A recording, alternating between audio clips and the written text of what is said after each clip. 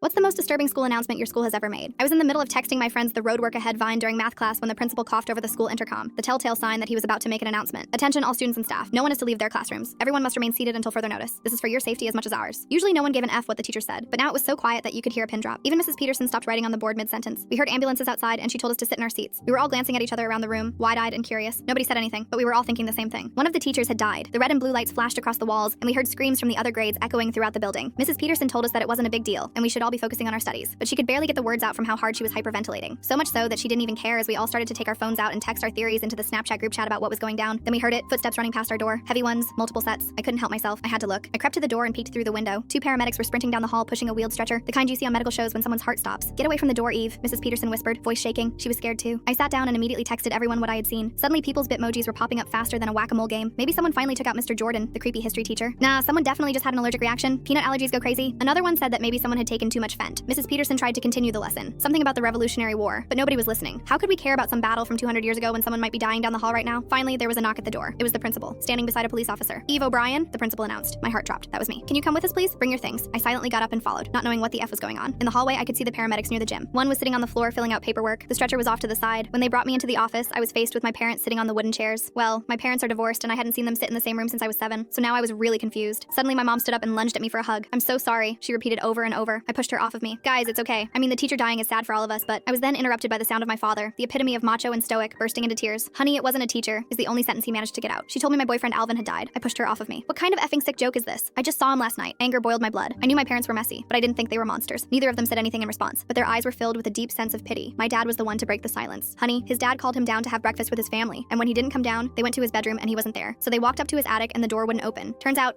it was stuck on his body. He had committed rope." He then burst into tears again. I grabbed my VP from my pocket, not even caring that the principal was standing right there. I told them they were lying, that I had seen the stretcher and the screams. Turns out they were going to call me into the office on the intercom, but suddenly the janitor fell and broke his hip, so saving him was first priority. I looked back at my mom and saw her entire body trembling like I'd never seen before. I stuffed my mouth with the sleeve of my hoodie and screamed as hard as I could. My knees gave out under me, and the pain felt so grounding that I continued to bang my head against the floor, over and over. My parents picked me up and carried me to the back seat of the car, getting ready to drive me home. And that's when I got the text. It was Alvin. Full story on channel, link below.